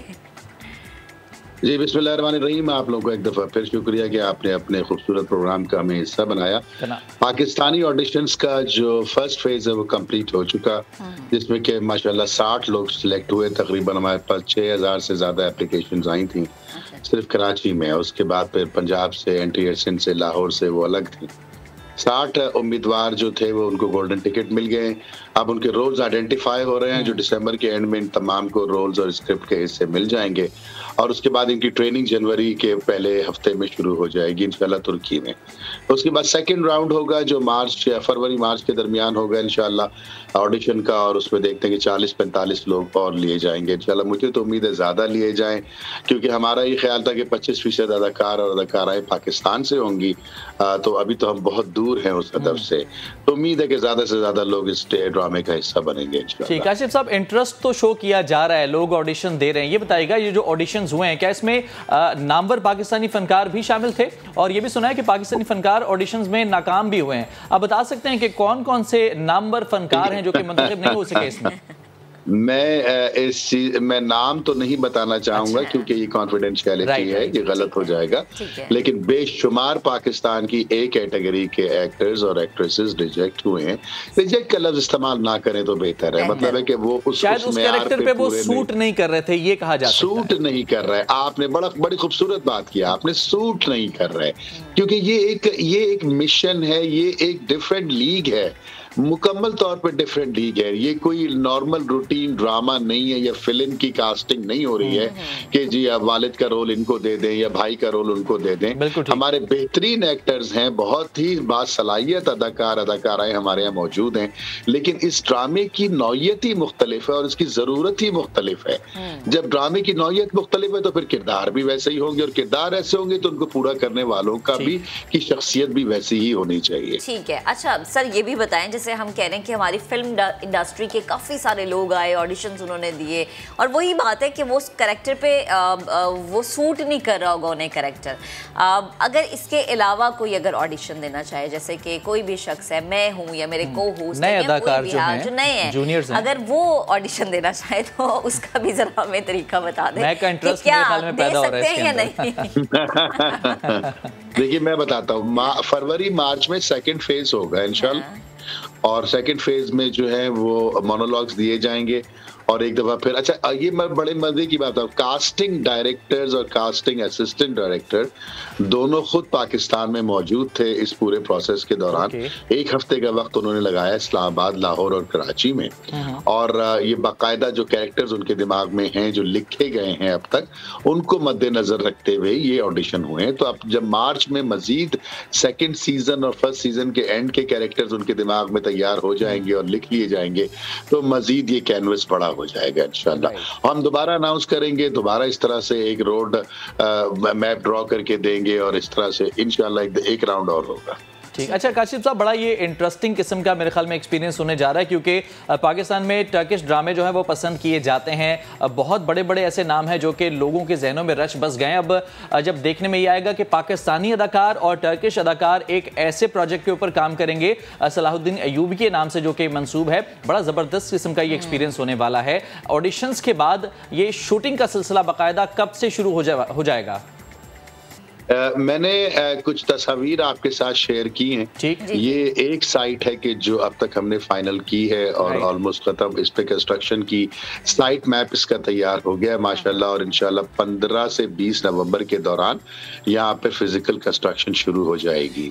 15 से 25 मार्च रमजान से चंद दिन पहले तक का हमारा इरादा है कि हमारा सेट तैयार हो जाएगा इंशाल्लाह, जहां पर के 5 शहरों या 5 ममालिक के हमने वहाँ पे सेट तैयार किए, जिसमें मिस्र है, सीरिया है, इराक है, और बैतुल मुक़द्दस और जेरूसलम है, इस तरह एलेपो है, इस तरह से कुस्तुनतुनिया है। तो वो तमाम सेट इंशाल्लाह मार्च के दूसरे से तीसरे हफ्ते के दरमियान तैयार हो जाएंगे। तैयब अर्दवान साहब और इमरान खान साहब उस सेट की जो है वो का इफ्तिताह करेंगे इंशाल्लाह, और वहाँ पर शूटिंग रमजान के फौरन बाद, क्योंकि रमजान का महीना आ जाएगा अप्रैल में, तो मेरे ख्याल मई के पहले हफ्ते में शूटिंग शुरू हो जाएगी, और जून जुलाई के महीने में हम इसको टीवी पे आता देखेंगे। चलिए अब बस हमें जून जुलाई तक इंतजार करना है। अच्छा सर मुझे ये बताएं कि खान साहब से भी मुलाकात का सुना था कि उनसे भी मुलाकात हुई, तो मैं चाहूँगी ज़रा उस मुलाकात में होने वाली बातें, क्योंकि जब हमने देखा कि एरसुल गाजी को लोगों ने जब देखना शुरू किया, पसंद करना शुरू किया, तो वो एक ऐसी चीज़ थी कि हर कोई इसमें मुब्तला था। मतलब मैं ये कहूँ अगर अपना एक्सपीरियंस बताऊँ तो मुझे तो ख्वाब भी आना शुरू हो गए थे, एक ट्रेंड बन गया था। तो खान साहब से जो आपकी मुलाकात हुई इस प्रोजेक्ट पे यकीनन डिस्कशन भी हुई होगी, तो प्लीज़ ज़रा बताएगा। देखिए, मैं 2 मिनट आपके लूंगा, इसको बड़ी आपके नाजरीन के लिए तसल्ली और तशफ़्फ़ी से सुनने की ज़रूरत है। खान साहब से मुलाकातें पहले भी होती रही हैं और इस दफ़ा भी काफ़ी तफसीली और काफ़ी मुफस्सल मुलाकात उनके साथ हुई। बात यह है कि उससे 2 रोज पहले या 1 दिन पहले रहमतुल्लिल आलमीन कॉन्फ्रेंस मुनक्किद हुई थी इस्लामाबाद में, और खान साहब ने एक बहुत बड़ा इनिशिएटिव लिया है जिसको रहमतुल्लिल आलमीन अथॉरिटी का नाम दिया है। जी जी। और आपने तस्करा फरमाया अर्तुगरुल गाजी का या कुरूश उस्मान का, तो ये तमाम जो है इनकी हिकायतें या इनकी जो बातचीत है, जो इनका पूरा तारीख में सिलसिला है, वो बहुत थोड़ा सा है। 2, 4, 5 पे सफ़ात के ऊपर इनकी तारीख में इनके बारे में मालूमात मिलती है। लेकिन जिस शख्सियत की हम बात कर रहे हैं वो है हजरत रहमतुल्लाह सुल्तान सलाहुद्दीन अय्यूबी साहब, जिनके बारे में हज़ारों लाखों पेजिस की तारीख मौजूद है, जो न सिर्फ मुसलमान मुसन्निफों ने लिखी है बल्कि गैर मुस्लिम मुसन्निफों का इसमें किरदार ज्यादा बड़ा है, जिसमें कि सर फहरिस्त नाम जोनाथन फिलिप्स साहब का है। और मैं चाहूंगा कि आपके नाज़रीन उनकी किताबों को गूगल पे सर्च करके पढ़ें। तो खान साहब ने जब रहमतुल्लिल आलमीन अथॉरिटी का नाम दिया तो उसमें मैंने और सेनेटर फैसल जावेद साहब इसमें कलीदी किरदार अदा कर रहे हैं। हम लोग आगे बढ़े और शहजाद अकबर साहब हैं, एक और बहुत बड़ा नाम है पाकिस्तान की इंडस्ट्री का। तो हम सब ने मिलकर ये बात खान साहब से की कि देखिए, मोहम्मद मुस्तफ़ा सल्लल्लाहु अलैहि वसल्लम मेरे साथ, मेरे माँ बाप और 7 नस्लें उन पे कुर्बान, हमारा फर्ज है उनको पहचानवाना। ये जो गैर मुस्लिम हमारे नबी की बेहुरमती फरमाते हैं, ये जो करते हैं, इसमें कसूर उनका नहीं, कसूर हमारा है। और आपने जो ये अथॉरिटी बनाई है, इस अथॉरिटी का जो मकसद आपने बयान किया अवाम के सामने, ये पूरा सीरियल और ये पूरा मिशन जो हम लेके चले वो उन तमाम खानों को फिट होता है जो खाने आपने तैयार किए हैं और रहमतुल्लिल आलमीन अथॉरिटी का क़याम वजूद में आया है। और जिस किरदार को हमने चुना है वो है सुल्तान सलाहुद्दीन अय्यूबी साहब, जिनके दौरे हुकूमत में न सिर्फ इस्लाम और कुरान की हुक्मरानी थी बल्कि मोहम्मद सल्लल्लाहु अलैहि वसल्लम के बताए हुए तरीकों पे कैसे जिंदगी गुजारनी है बहैसियत एक हुक्मरान उन्होंने करके दिखाया। और उसके बारे में जो तारीख के औराक जब आप पलटेंगे तो गैर मुस्लिमों में जिसमें ईसाई और यहूदियों का ज्यादा लिखावट आपको मिलेगी, उससे अंदाजा होता है कि किस तरह से वो लेके आगे चले। तो ये जो प्रोजेक्ट है, जो रहमतुल्लाह आलमीन अथॉरिटी है, जो पाकिस्तान के वजीर आजम ने शुरू किया, जो हमें पिछले 1400 सालों में हम अक्सर मौकों पे भूल चुके थे, ये वो वक्त अब आ चुका है कि दुनिया को मोहम्मद सल्लल्लाहु अलैहि वसल्लम की शख्सियत से मुतारिफ कराना है। और उस मुतारिफ कराने का हम वो हथियार इस्तेमाल करें कि जो दुश्मनों ने नाउजुबिल्लाह उनकी बेहुरमती करने के लिए इस्तेमाल किया। और वो हथियार है मीडिया का हथियार, वो हथियार है उस गैजेट का हथियार जो हम हाथ में लिए फिरते हैं। तो हम उसी हथियार को इस्तेमाल करते हुए हम सिर्फ और सिर्फ फर्क ये हो कि हम मोहब्बत, प्यार, खुलूस और को एग्जिस्टेंस जो मोहम्मद सल्लल्लाहु अलैहि वसल्लम का पैगाम था रहमतुल्लिल आलमीन की सूरत में, उसको पूरी दुनिया तक पहुंचाएं। और इसके लिए जितना खान साहब के हम और आप हाथ मजबूत कर सकते हैं उतना कम है, क्योंकि ये बहुत बड़ा काम है। ये सिर्फ एक ड्रामे से शायद ना हो, एक शख्सियत से ना हो, इसमें बेशुमार हमें प्रोजेक्ट्स करने पड़े। लेकिन ये बहैसियत एक मुसलमान जिस काम को खान साहब ने शुरू किया, हम उनके सिपाही बन करके, उनका आलाकार बन करके इंशाअल्लाह इस काम को काशिफ साहब, ये सिर्फ एक प्रोडक्शन नहीं है बल्कि ये एक काम है, एक शुरुआत है जो कि आपने इस इनिशिएटिव लिया है। और साथ ही साथ अगर बात की जाए रिस्पांस के हवाले से, तो हमारी आवाम के दरमियान इस्लामिक हिस्ट्री से रिलेटेड जो ड्रामे हैं उनका रिस्पांस कैसा है वो हमें पहले ही पता चल चुका है। अर्तुगरुल की, जैसे कि महक ने बात की थी, अर्तुगरुल का किस तरह का इम्पैक्ट था सोसाइटी के ऊपर, और पाकिस्तान के अंदर हमने देखा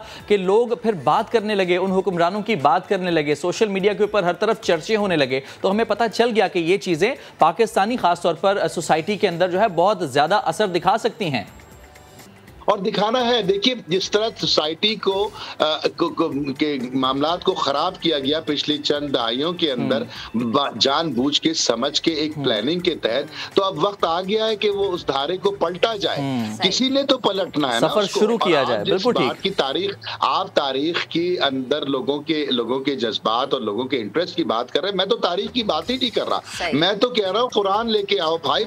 मेरे वजीर आजम ने रहमतुल्लिल आलमीन अथॉरिटी बनाई है कि बताओ दुनिया को कि मोहम्मद सल्लल्लाहु अलैहि वसल्लम कौन है। अगर मैं नहीं बताऊंगा, महक नहीं बताएंगी, आप नहीं बताएंगे, तो फिर कौन बताएगा? फिर हमें क्या हक पहुंचता है कि हम दूसरों के ऊपर उंगली उठाएं और उनके बारे में अपने तासुरात का इजहार करें, जब हमने अपने नबी सल्लल्लाहु अलैहि वसल्लम जिसके लिए ये कायनात बनाई गई उसका तारुफ ही नहीं कराया। उसके तारुफ कराने का तरीका उन हुक्मरानों का तर्ज हुक्मरानी और उन माशरों का अब जन्म लेना कि जो उस कुरान और सुन्नत के इम्प्लीमेंटेशन के नतीजे में हुए, चाहे वो हजरत उमर फारूक का दौर हो, चाहे वो मेरे प्यारे नबी सल्लल्लाहु अलैहि वसल्लम का दौर हो, और अगर मौजूदा दौर की बात करें, दौर मतलब रिसेंट पास्ट की, तो फिर सुल्तान सलाहुद्दीन अय्यूबी, इसलिए उनको चुना गया है। बिल्कुल दुरुस्त फरमा रहे हैं काशिफ साहब, आप बेहद शुक्रिया गुफ्तगू करने के लिए, वक्त देने के लिए। बिल्कुल कहा कि हम सबकी जिम्मेदारी है कि अपने अपने जिम्मेदारी को निभाते हुए हम बताएं कि हमारा दीन क्या है और हमारा दीन जो है वो हमें सिखाता है। अभी एक ब्रेक लेंगे, ब्रेक के बाद दोबारा हाजिर होंगे, हमारे साथ रहिएगा।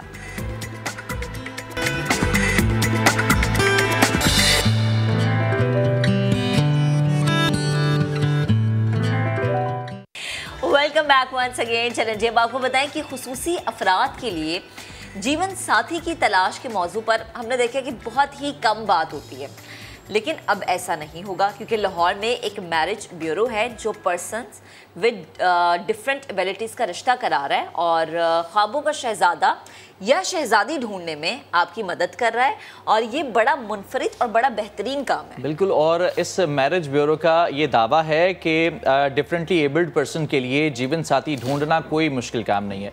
और हमारे साथ मैरिज ब्यूरो के हुमायूं अजहर इस वक्त मौजूद है, हमें ज्वाइन कर चुके हैं। अस्सलाम वालेकुम, गुड मॉर्निंग हुमायूं, कैसे मिजाज? वालेकुम अस्सलाम and very good morning. Thank you. Humayun, ये बताइएगा पहले तो कि अब तक आप कितने डिफरेंटली एबल्ड पर्सन के रिश्ते करवा चुके हैं, और जैसा कि आपका ये दावा है कि ये कोई मुश्किल काम नहीं है, तो थोड़ा सा बताइए अपने इस मिशन के हवाले से, अपने इस काम के हवाले से। मैं अब तक 40+ जो है वो प्रपोजल्स, एंगेजमेंट्स और रिश्ते करवा चुका हूँ। तो लेकिन ये है कि इसमें कुछ मुश्किलात भी हैं क्योंकि अवेयरनेस नहीं है हमारे माशरे को और एक्सेप्टेंस नहीं है। लोग समझते हैं ये बहुत मुश्किल है, लेकिन इसको इजीली किया जा सकता है क्योंकि अनगिनत लोग आके मुझसे पूछते हैं, मुझसे मिलते हैं, उनके अपाहज बच्चों और बच्चों के जो रिश्ते हैं उनके हवाले से मुझसे मुलाकात करते हैं और मैं उन्हीं की मैच मेकिंग करवा देता हूँ। और हमारी कोशिश ये होती है कि अगर एक शख्स की डिसेबिलिटी कदरे ज़्यादा है तो दूसरे की थोड़ी कम हो ताकि अच्छे तरीके से वो लाइफ को बैलेंस कर सके। हुमायूं, बड़ी ज़बरदस्त आपने बात की। अच्छा, मुझे बताएं, यकीनन ये बहुत बड़ा चैलेंज रहा होगा, लेकिन ये आइडिया आया कैसे? क्योंकि जैसे हमने आगाज़ में भी कहा ना कि बहुत कम बात होती है इस मौजू पर, तो मैं चाहूँगी कि इसके बैकग्राउंड में जो मुहर्रिकात हैं, जो आइडिया था, या किसी ने कहा कि आपको ये काम भी शुरू करना चाहिए, प्लीज़ ज़रा मुझे इस सफ़र के आगाज़ की जो स्टार्टिंग है, ये सफ़र शुरू कैसे हुआ, ये सफ़र का आगाज़ कैसे हुआ, प्लीज़ ज़रा ये बताएगा। असल में एक बच्ची थी हमारे पास जिसके पेरेंट्स नहीं थे, वो अपनी खाला और मामू के पास रहते थे जो कि ऑलरेडी बहुत पुअर फैमिली से बिलोंग करते थे। तो हमारे इदारे की प्रेसिडेंट साहिबा ने मुझे बुलाया और कहा कि इसकी ना शादी कहीं करवा ताकि ये अपने घर की हो जाए और लाइफ को सरवाइव कर सके।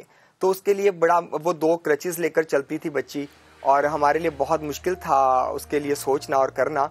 तो इत्तेफाक से मेरे पास कुछ लोग आए और उनका मैच मेकिंग के बाद सिलसिला बन गया और उनकी शादी हो गई और अल्हम्दुलिल्लाह उसकी बारात, उसकी मेहंदी, उसका सारा जहेज़ हमने खुद प्रोवाइड किया, उसको खुद अवेल किया। मतलब मैंने अपने दोस्तों के साथ मिलके और साथियों के साथ मिलके उसकी मेहंदी की रस्म हमने अपने इदारे में की, उसको वहीं से रुखसत किया। अब अल्हम्दुलिल्लाह वो 2 बेटों की माँ है और बहुत खुश व खुर्रम जिंदगी गुजार रही है। ठीक, अच्छा हुमायूं, एक तो ये आपका जाहिर है आया था। जी, आपका एक तो ये काम है, आपका ये कारोबार है, और उसके साथ साथ आप ढेरों दुआएं भी लेते हैं इस तरह से। 40 आपने बताया कि कामयाब रिश्ते जो है वो हो चुके हैं, शादियां करवा चुके हैं आप। उसके बाद ये कैसा ताल्लुक चलता है? ये चेक एंड बैलेंस भी आप रखते हैं, जो फॉलोअप का सिलसिला है वो भी रहता है आपका कि जो रिश्ते हम करवा चुके हैं कितना अच्छा उनका आपस में ताल्लुक चल रहा है, कितनी अच्छी कामयाब शादी चल रही है उनकी? ऐसा है कि हमारा फॉलोअप रहता है। हम एक साल में एक एनुअल डिनर अरेंज करते हैं, जिसमें उन तमाम कपल्स को बुलाया जाता है और वो तमाम हाजरीन भी, हमारे सारे दोस्त अहबाब भी शामिल होते हैं उसके अंदर कि जो अभी अनमैरिड हैं और प्लान कर रहे हैं फ्यूचर में। तो उनके अंदर कुछ खौफ हैं, कुछ खदशात हैं अपनी लाइफ को लेकर, और उनके पेरेंट्स भी मौजूद होते हैं, अजीज़ व कारब भी मौजूद होते हैं उस डिनर में, और वो जब हमें बैठे हुए देखते हैं कि हम एक अच्छी पॉजिटिव लाइफ सर्वाइव कर रहे हैं, और वो फिर इनकरेज होते हैं, बहुत पॉजिटिव मैसेज उनको जाता है, और वो फिर उनके खदशात और खौफ जो हैं वो दूर हो जाते हैं। ठीक है। अच्छा हुमायूं साहब, ये भी सिर्फ लाहौर में है, हम क्या आगे आने वाले दिनों में देख सकते हैं? फ्यूचर प्लान्स आपके क्या हैं? इसको मज़ीद बढ़ाना है लाहौर से निकल के पंजाब के दीगर शहर या सिंध में या फिर इस्लामाबाद में मैं कहूँ तो कहाँ कहाँ तक इस चीज़ को आपने फैलाना है? हमारा नेटवर्क है पूरे पाकिस्तान में, हमारे खसूसी अफराद जो हैं वो एक एडवोकेसी ग्रुप हमने बनाया हुआ है। अच्छा। तो पूरे पाकिस्तान से हमें कॉल्स आती हैं, तो फिर हम उनको वहाँ पे रेफ़र कर देते हैं जिस एरिया का वो केस होता है, क्लाइंट होता है या जो भी है सिलसिला उसका, तो वहीं पे हम कोशिश करते हैं कि देखें। अब मुझे बहुत सारी कॉल्स आती हैं, फेसबुक के ऊपर भी मुझे बहुत ज़्यादा डिटेल्स मौसूल होती हैं, व्हाट्सएप पे भी मुझे लोग डिटेल्स भेजते हैं, तो उसके मुताबिक हम उसको अपने ग्रुप में डाल देते हैं। तो जो भी एफर्ट कर सकता है उस हवाले से, जिसके पास भी कोई रिश्ता होता है तो वो हमसे टाई कर लेता है और फिर हम उसको एंगेज कर देते हैं। अच्छा, तो ये फेसबुक का आपने जिक्र किया, तो कोई एक पेज बना हुआ है, लाइक अगर किसी ने राबता करना हो तो प्लीज जरा हमारे सुनने और देखने वाले लोगों के लिए बताएगा किस तरह से वो आपसे राबता कर सकता है? वॉइस सोसाइटी के नाम से है हमारा पेज। अच्छा, voice VOICE SOCIETY voice society, वहाँ पे लोगो भी लगा हुआ है, voice society for special persons. तो हमारा माजूर लोगों का इदारा है और वो हम लोग यही काम करते हैं, रिहेबिलिटेशन वाला। ठीक। अच्छा हुमायूं, ये बताइएगा कि यकीनन बहुत सारी ऐसी स्टोरीज़ होंगी जो कि डेली बेसिस पर आप देखते होंगे, जिनसे आपका अपना भी ताल्लुक़ रहता होगा, तो हमारे नाजरीन के साथ हमारे साथ कोई ऐसी कहानी शेयर कीजिए, क्योंकि कोई ऐसा शख्स जो कि डिफरेंटली एबल्ड है, बहुत मायूस है शादी के हवाले से, अपनी ज़िंदगी के हवाले से, फ्यूचर के हवाले से, आपने उसको होप दी, उसका रिश्ता हुआ और अब उसकी जो ज़िंदगी है उस पर से मायूसियों के बादल छट चुके हों। हमारी एक साथी थी, वो दोनों टांगों से माजूर थी। राइट। और मुझे लगता था, मैं जब भी उनसे मिलता था कि बेटा आपकी शादी होनी चाहिए, वो कहती थी कि मैं शादी नहीं कर सकती क्योंकि मैं अपने आप को मुस्तहिक नहीं समझती, मुझे नहीं लगता कि मेरा कुछ हक है। मतलब वो बहुत मायूसी की बातें करती थी। तो मैंने कहा कि तुम माजूर हो, तुम्हारी फीलिंग्स माजूर नहीं हैं, तुम्हारा जज्बा अपाहज नहीं है, तुम्हारी सोच अपाहज नहीं है, तो पॉजिटिवली सोचो और अपने लिए बेहतर करो। असल में उसकी फैमिली की तरफ से उसको प्रेशराइज किया हुआ था, और वालदा से मेरी जब उसकी मुलाकात हुई तो उसकी वालदा के दरमियान उनके दिल में बहुत सारे खदशात थे उसको लेकर कि मेरी अपाहज बेटी, मैंने इसको फूलों की तरह रखा हुआ है, जो अगले घर जाके अगर कोई इसको कड़वी बात बोल दे तो इस पे क्या गुजरेगी। तो मैंने बोला नहीं, ऐसा नहीं होगा, हम इसके लिए कंपेनियन भी ऐसा ही तलाश करेंगे कि जो इसको समझे और इसी जैसा हो। ये जो वालिदैन के इस मामले में खदशात हैं, ये भी किसी हद तक बजा होते हैं, क्योंकि उनका सवाल ये होता है कि अभी मेरी बेटी या मेरा बेटा घर पर मौजूद है, अगर आगे जाकर शादी की जाती है, खुदा ना खास्ता शादी नहीं चलती है, तो एक बोझ की सूरत में वो वापस आ जाएगी। बस यही खदशात होते हैं कि जो उनको लेके इल थिंकिंग की तरफ ले जाते हैं। तो लेकिन ऐसा नहीं हुआ, होता ही नहीं है, क्योंकि आज तक मैंने जितने भी रिश्ते करवाए हैं बहुत सोच समझ के करवाए हैं। अल्हम्दुलिल्लाह सभी लोग कामयाब जिंदगी गुजार रहे हैं। तो खदशात इस तरह भी दूर कर देते हैं कि जब हम अपने एग्जाम्पल्स देते हैं उनको कि जी हम लोग सरवाइव कर रहे हैं, बहुत अच्छी ज़िंदगी गुजार रहे हैं। अभी आपकी स्क्रीन के ऊपर कुछ ऐसे के वो विजुअल्स भी चल रहे हैं जो कि नज़र आएगा लोगों को कि दो ऐसे शख्स जो खुद फिजिकल नीड्स के साथ हैं, वो बहुत हैप्पीली अपनी ज़िंदगी गुजारे और उनके बच्चे भी हैं। और ये खदशा होता है ज़्यादा हमारे माशरे में कि जी प्लीज़ बात कंप्लीट कीजिएगा।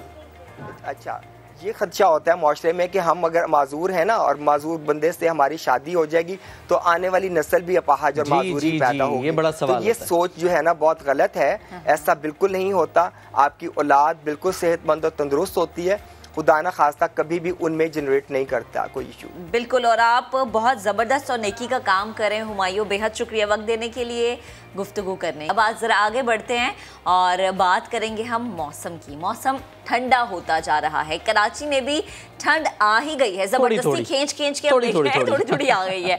तो पहाड़ी इलाकों में तो सर्दी बढ़ती जा रही है, रोज बरोज मौसम जो है मजीद सर्द होता जा रहा है।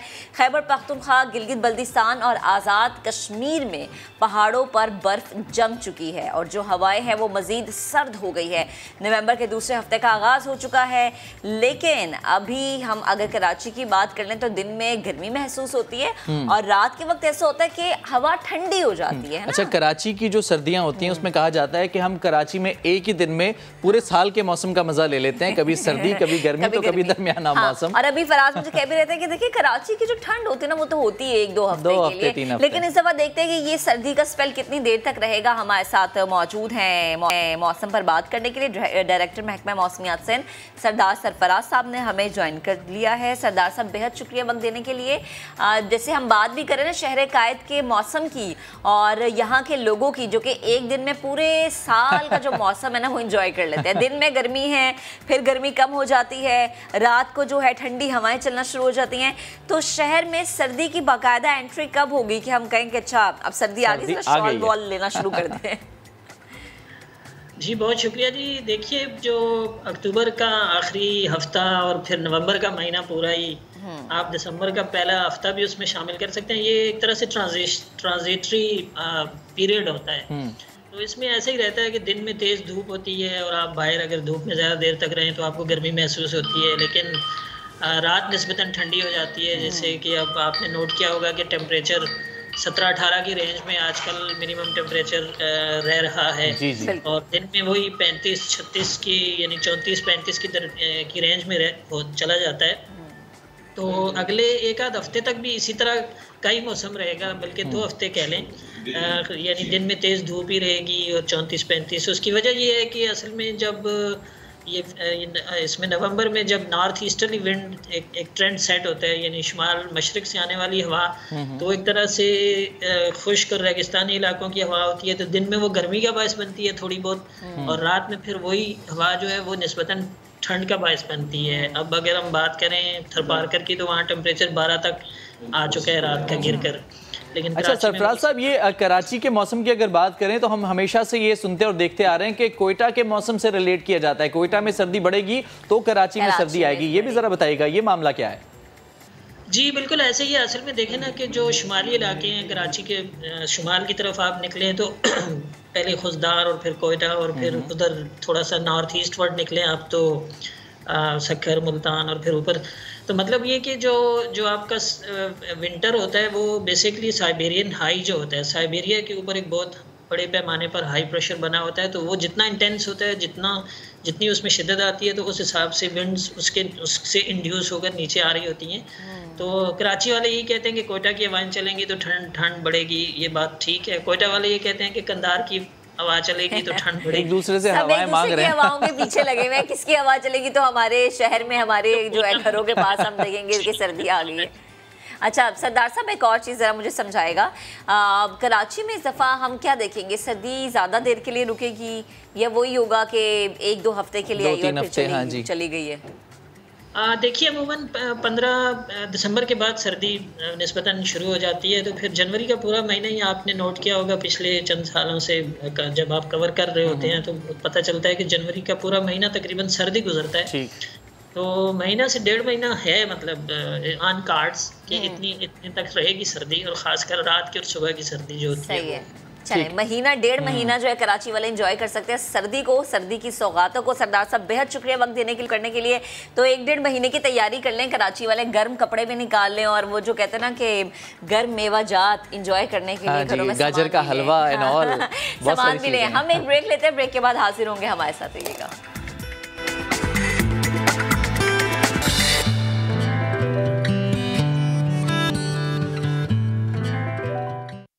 Welcome back. और अब हम बात करने जा रहे हैं उस शहर की जिसने बुलंदो बाला और खूबसूरत इमारतों को अपने दामन में समेटा हुआ है। हम बात कर रहे हैं लाहौर की, लेकिन इसी शहर के पहलू में गहरे खंडरात और वीरानियों का एक सिलसिला भी मौजूद है। तामीरात के लिए बड़े पैमाने पर रेत निकाली जाती है यहाँ से, जिसके बायस ये इलाका इंतहाई अजीबो गरीब मंजर पेश करने लग गया है। अब आप परेशान होंगे कि ये इलाका है कौन सा। आयशा आपने रिपोर्ट में बता दी है।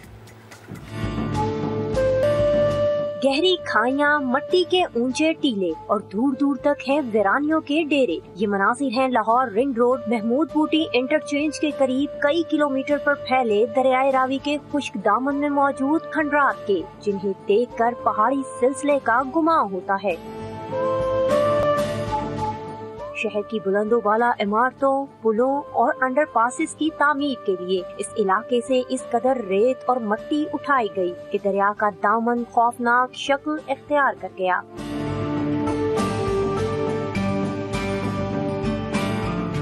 तारीख बताती है कि इस इलाके में मिट्टी की खुदाई के दौरान जमीन से सदियों पुराने कुछ कुएं भी सामने आए, जो मुगलिया दौर में इस्तेमाल होने वाली छोटी ईंटों से बनाए गए थे।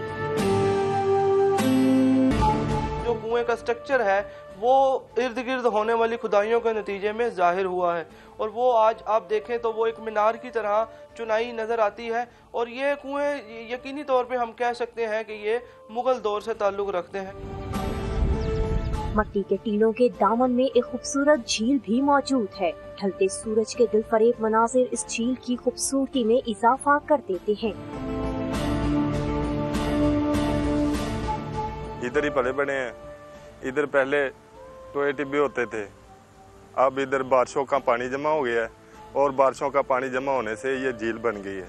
लाहौर के बीचों बीच वाक़े इन कदीम खंडरात के बारे में ज्यादा लोग नहीं जानते। अगर इस जगह पर तवज्जो दी जाए तो ये एक सियाहती मुकाम भी बन सकता है।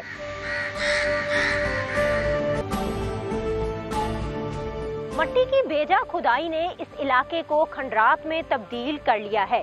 यही वजह है कि शाम होते ही यहाँ वीरानियां अपने डेरे डाल लेती हैं। कैमरामैन मोहसिन इकबाल के साथ आयशा आता, समा, लाहौर।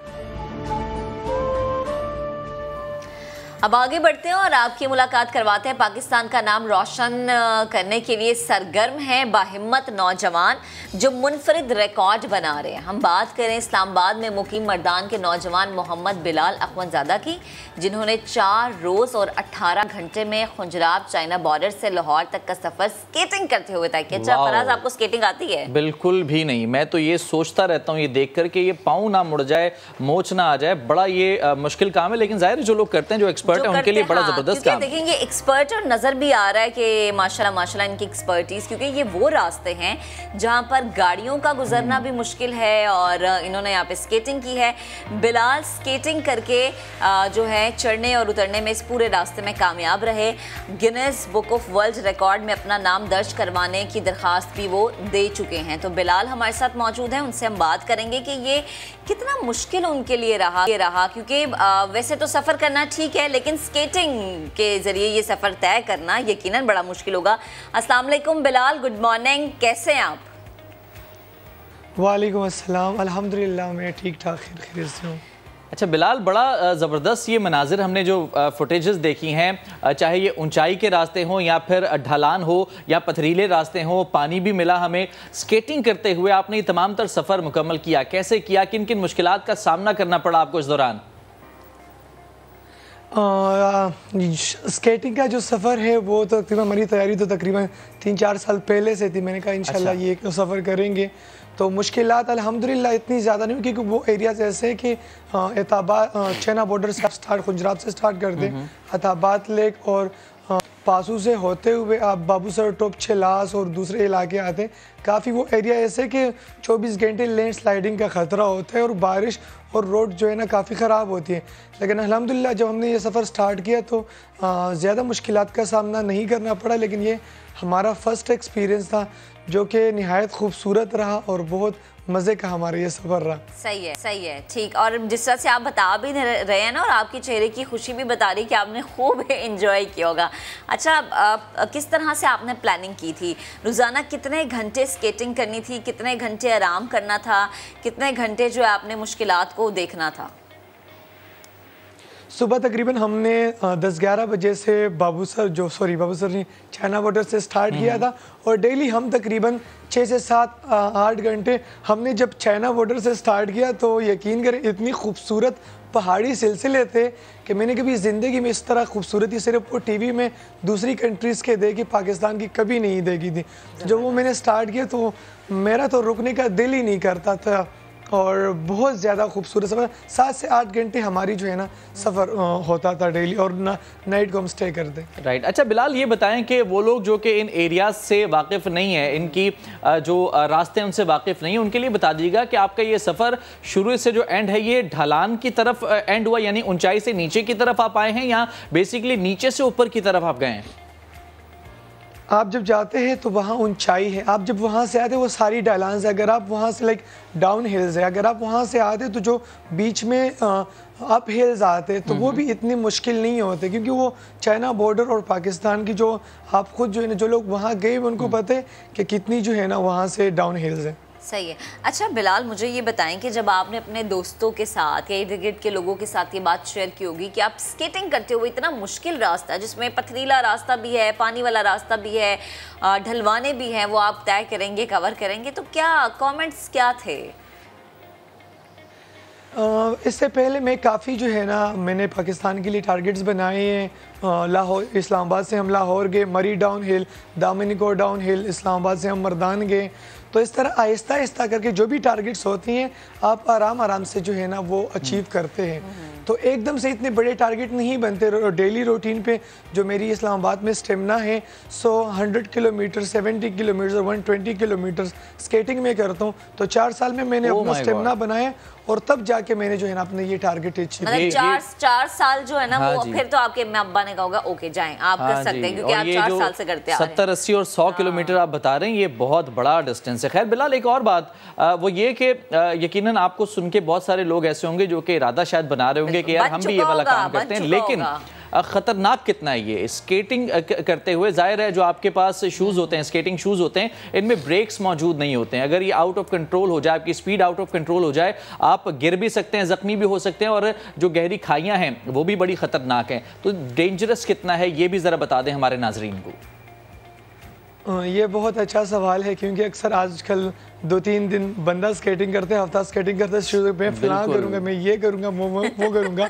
तो ये ख़तरनाक खेल है, ये ज़िंदगी और मौत के साथ आप खेलते हैं। जिस तरह गाड़ी है, अगर आपने 1 सेंटीमीटर जो है ना है इस जगह पर जो चढ़ाई है उतराई है, आपने थोड़ा सा ऐसा किया तो आप समेत जो है ना बाकी लोग भी जो है ना मौत के मुंह में चले जाएंगे। हमने काफ़ी तकरीबन 18 साल से मैं स्केटिंग कर रहा हूँ, 20 साल से। तो उसमें ये होता है कि हमें पता होता है कि भाई कहाँ पर किस तरह चलना है। ये मामूली सी गलती आपके लिए जानलेवा साबित हो सकती है।